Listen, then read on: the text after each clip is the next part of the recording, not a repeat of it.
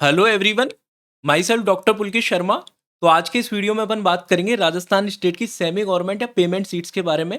आपकी semi government और payment seats की कट ऑफ क्या रह सकती है, इसके बारे में बात करेंगे। किस रैंक तक आपकी कैटेगरी में सेमी गवर्नमेंट और पेमेंट सीट मिल सकती है, इसके बारे में बात करेंगे। आप किस तरीके से सेमी गवर्नमेंट की काउंसलिंग कराओगे, आप किस राउंड में सेमी गवर्नमेंट की सीट्स भरोगे, आपको किस राउंड में सबसे ज़्यादा चांस है सेमी गवर्नमेंट की सीट मिलने का। बहुत सारे कन्फ्यूजन होते हैं सेमी गवर्नमेंट को लेके, क्योंकि आपको ये होता है कि आप ऑल इंडिया कोटा में भी गवर्नमेंट सीट लेना चाह रहे हो, ऑल इंडिया कोटा की काउंसलिंग में भी पार्टिसिपेट कर रहे हो। वहाँ पे आपको पता नहीं है गवर्नमेंट सीट मिल पाएगी नहीं मिल पाएगी, और बैकअप ऑप्शन की तरह आपको राजस्थान में सेमी गवर्नमेंट की सीट भी रखनी है। तो आप काउंसलिंग किस तरीके से करें जिससे कि आपके सबसे ज़्यादा चांस गवर्नमेंट कॉलेजेस मिलने के हो, उसके बाद में अगर आपको गवर्नमेंट नहीं मिलता है तो एटलीस्ट आपको सेमी गवर्नमेंट सीट मिल जाए।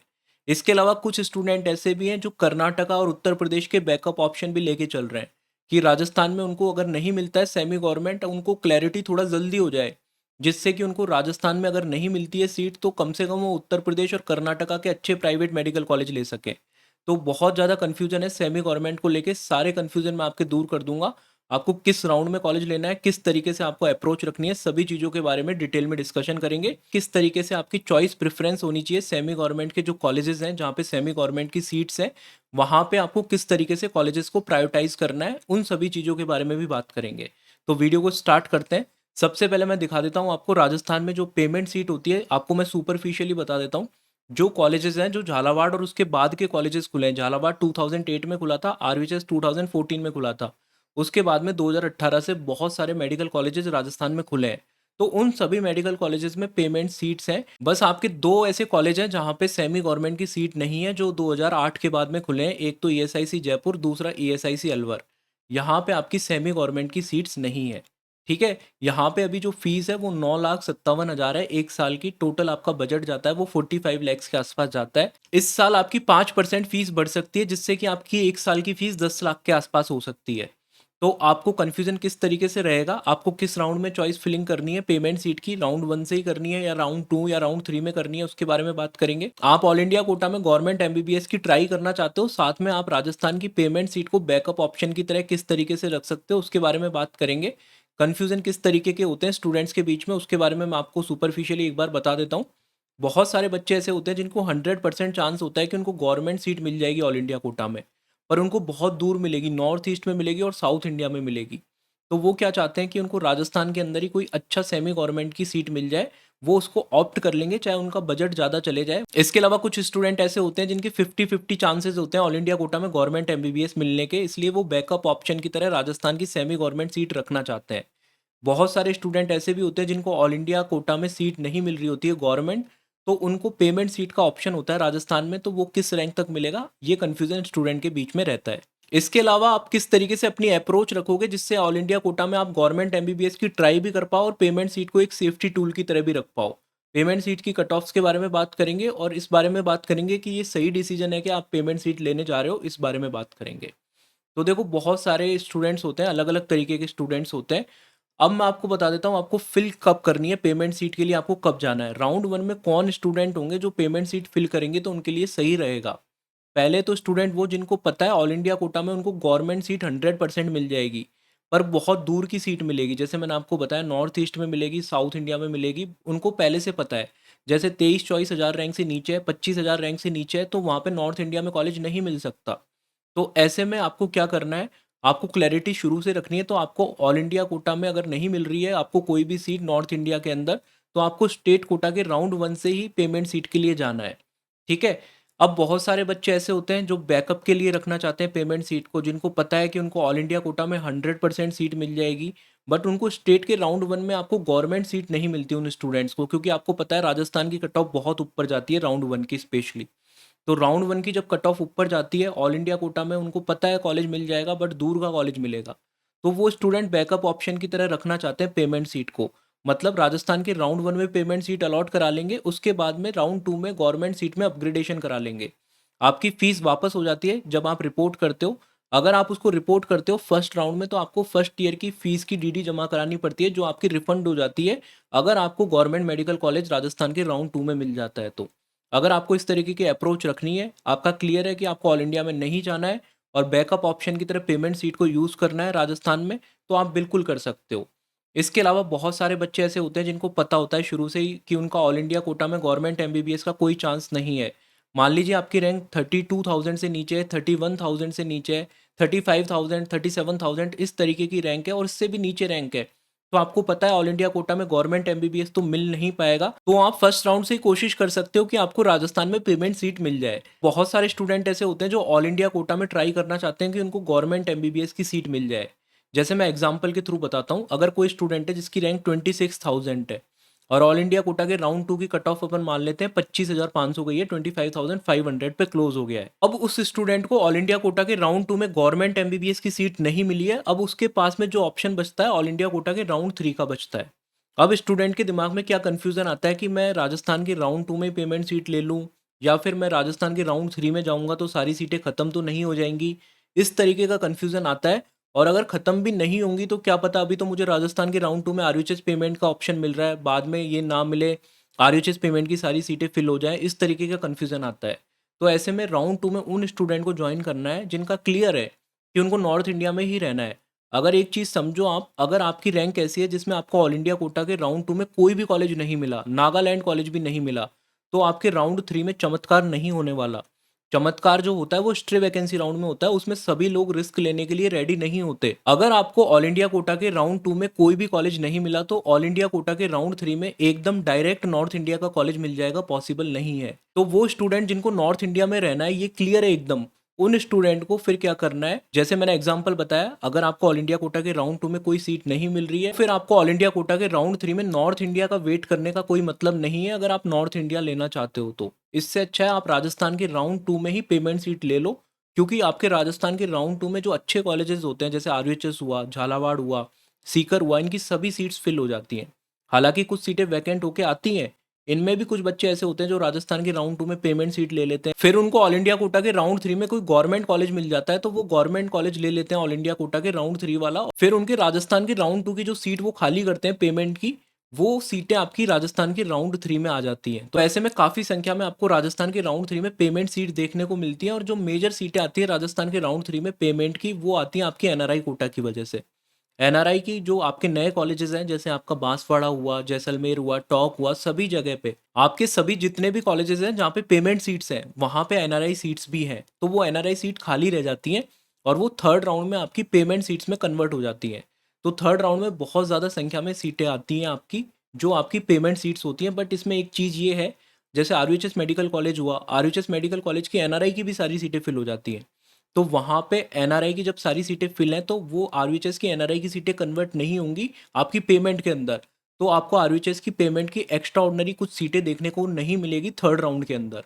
तो अगर आप नॉर्थ इंडिया में ही लेना चाह रहे हो और अगर आपको ऑल इंडिया कोटा के थ्रू नॉर्थ इंडिया में नहीं मिल रहा है तो आप राजस्थान की सेकेंड राउंड में पेमेंट सीट ले लो, जिससे अच्छा कॉलेज आपको मिलेगा, जिससे आपके पास में ऑप्शन होंगे कि आपको आरयूएचएस मिल जाए, सीकर मिल जाए, झालावाड़ मिल जाए, यहाँ पे आपको पेमेंट सीट मिल जाए। जो बच्चे चाहते हैं ऑल इंडिया कोटा में गवर्नमेंट एमबीबीएस के लिए पहले ट्राई करना चाहते हैं तो डेफिनेटली आप वो करिए, ऑल इंडिया कोटा के राउंड 3 में ट्राई करिए। अगर नहीं मिलता है तो डेफिनेटली आपको राजस्थान के राउंड 3 में कट ऑफ नीचे की तरफ ही देखने को मिलेगी। जैसे कि मैंने आपको बताया एनआरआई की सीटें हैं वो कन्वर्ट होती हैं आपकी थर्ड राउंड में, तो वहाँ पे बहुत ज़्यादा संख्या में सीटें आती हैं राजस्थान के थर्ड राउंड में पेमेंट सीट्स, जो एनआरआई की कन्वर्ट होकर आ रही होती है, तो वहाँ पे बहुत सीटें आने की वजह से कट ऑफ सिग्निफिकेंटली नीचे की तरफ जाता है। बट अगर आपको टॉप का कॉलेज चाहिए, आरयूएचएस चाहिए, झालावाड़ चाहिए, सीकर चाहिए, तो वो आपके लिए थोड़ा प्रॉब्लमेटिक हो सकता है, वो आपको जल्दी डिसीजन लेना पड़ेगा। अब अपन बात करते हैं आपको कॉलेजेस को किस तरीके से प्रेफर करना है, आपका प्रेफरेंस ऑर्डर क्या होना चाहिए पेमेंट सीट्स के लिए, ठीक है। उससे पहले मैं आपको बता देता हूँ, अगर आप नीट 2026 की काउंसलिंग में पार्टिसिपेट कर रहे हैं तो आप नीट इन्फो का पर्सनलाइज काउंसलिंग प्रोग्राम ज्वाइन कर सकते हैं। इसमें आपको 3 प्लान्स हैं, एक सिल्वर प्लान है, एक गोल्डन प्लान है और एक प्लेटिनम प्लान है। इसके फीचर्स आप देख सकते हैं, सारे फीचर्स आपको स्क्रीन पे दिख रहे होंगे। इसमें जो सिल्वर प्लान है वहाँ पे आपको व्हाट्सअप असिस्टेंस मिलेगी जिस पे आपका कम्युनिकेशन मुझसे ही होगा। गोल्डन प्लान में आपको कॉलिंग असिस्टेंस मिलेगी जिस पे आपका कम्युनिकेशन मुझसे होगा, कॉल पे डायरेक्टली बात मुझसे होगी। और प्लेटिनम प्लान में जो आपका फॉर्म फिलिंग का प्रोसेस है और जो आपका चॉइस फिलिंग का प्रोसेस है वो भी हमारी तरफ से करा जाएगा। बाकी सारे फीचर्स आपको तीनों प्लान्स में मिलेंगे जैसे कि आप स्क्रीन पे देख पा रहे होगे। आपको प्रेफरेंस लिस्ट तीनों प्लान में मिलेगी, ऑल इंडिया कोटा की, स्टेट कोटा की। इसके अलावा व्हाट्सएप पे कम्युनिकेशन आपको तीनों प्लान्स में मिलेगा। कॉलिंग का आपको ऑप्शन सिर्फ गोल्ड और प्लेटिनम में मिलेगा। इसके अलावा जो आपको फॉर्म फिलिंग और रजिस्ट्रेशन की प्रोसेस में हेल्प चाहिए वो आपको प्लेटिनम प्लान में मिल पाएगी। आपको कैसे ज्वाइन करना होगा, आपको जो स्क्रीन पे नंबर दिख रहा है 8952089862, इस नंबर पे आपको व्हाट्सएप पे मैसेज करना होगा। इनिशियली आपको कॉल नहीं करना है, व्हाट्सएप पे आपको मैसेज करना है, ठीक है। अब अपन बात करते हैं आपको कॉलेजेस का प्रेफरेंस ऑर्डर किस तरीके से रखना है। आपको पता है जैसे नंबर 1 अगर मैं कॉलेज की बात करूं जहां पे सेमी गवर्नमेंट की सीट्स हैं वो है आपका आरयूएच जयपुर, जिसको आपको टॉप पे रखना है। इसके अलावा सेकंड नंबर पे आपको रखना है झालावाड़। कट ऑफ की अगर मैं बात करूं तो सीकर का कट ऑफ ज्यादा जाता है पिछले कुछ सालों में, क्योंकि सीकर एक कोचिंग हब है और इसके अलावा जयपुर के पास में पड़ता है सीकर, तो यहाँ पे कट ऑफ सीकर का ज़्यादा है। बट अगर मैं कॉलेज की बात करूँ तो झालावाड़ ज़्यादा पुराना और बेटर कॉलेज है। इसके अलावा बाद में आप रख सकते हो भीलवाड़ा, पाली, भरतपुर, चूरू, इन कॉलेजेस को रख सकते हो। ये सारे 2018 के कॉलेजेस हैं। उसके बाद में आप किस तरीके से कॉलेजेस रखते हो वो आपके ऊपर डिपेंड करता है कि आप कहाँ से हो, आप कहाँ से बिलोंग करते हो। आपको जो डिस्टेंस वाइज पास पड़ रहे हैं उनको पहले प्रायोरिटाइज करना है। जैसे अगर मैं बात करूँ, अगर आप डूंगरपुर हो, बाड़मेर हो, श्रीगंगानगर हो, चित्तौड़गढ़ हो, तो अगर आप चित्तौड़गढ़ से हो तो आपको श्रीगंगानगर आने की ज़रूरत नहीं है, आप चित्तौड़गढ़ को पहले प्रेफर करोगे। इसके बाद में अलवर, दौसा, सिरोही, बूंदी, इनमें एज सच कोई प्रेफरेंस ऑर्डर नहीं है। ज़्यादा पुराने कॉलेजेस ये नहीं है, अभी रिसेंटली नए कॉलेजेस खुले हैं, पिछले कुछ सालों में ये सारे कॉलेजेस खुले हैं, तो ऐसे में आपको डिस्टेंस को प्रेफरेंस देनी है। आपको ये नहीं बहुत दूर का कॉलेज ले लेना है, इसमें आपको डिस्टेंस को प्रेफरेंस देनी है। जैसे करौली, धौलपुर, हनुमानगढ़, झुंझुनू, ठीक है, नागौर, सवाई माधोपुर, बारा, बांसवाड़ा। इसके अलावा पिछले साल 2 कॉलेज खुले थे, टोंक और जैसलमेर। इन सभी कॉलेजेस की अगर मैं बात करूं, आप पिछले साल के 2 कॉलेजेस को हटा दो, टोंक और जैसलमेर को। टोंक बच्चे ले सकते हैं, काफ़ी कॉलेजेस से पहले ले सकते हैं, स्पेशली वो बच्चे जो जयपुर के आसपास के हैं, ठीक है, वो टोंक को प्रेफर कर सकते हैं। तो इसमें आपको बैलेंस बनाना पड़ेगा, थोड़ा सा पुराना कॉलेज भी हो और साथ में थोड़ा सा आपके पास का कॉलेज भी हो। अगर पुराना कॉलेज 1-2 साल का फ़र्क पड़ रहा है, ज़्यादा कोई फ़र्क नहीं पड़ रहा है, 1-2 साल ज़्यादा पुराना कोई कॉलेज है पर वो दूर है, तो उसको लेने नहीं जाना है। 1-2 साल चाहे नया कॉलेज ले लो पर घर के पास में कॉलेज लो, क्योंकि ज़्यादातर कॉलेज सेम है, ठीक है। ये प्रेफ़रेंस ऑर्डर आपको इस तरीके से रखना है। अब अपन बात करते हैं, बहुत सारे बच्चे हैं जिनको कन्फ्यूज़न होता है।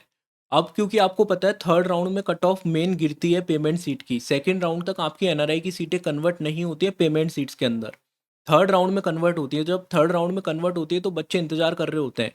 जैसे किसी बच्चे की रैंक अगर 55,000 है, उसको पता नहीं है उसको पेमेंट सीट मिल पाएगी नहीं मिल पाएगी, तो वो वेट कर रहा है कि उसको थर्ड राउंड में मिल जाए राजस्थान में पेमेंट सीट। पर इतने में क्या होता है, उसके जो बैकअप ऑप्शन है, जैसे उसको उत्तर प्रदेश का बैकअप रखना था, प्राइवेट मेडिकल कॉलेजेस का, कर्नाटका का रखना था, वो काउंसलिंग आपकी खत्म होने वाली होती है।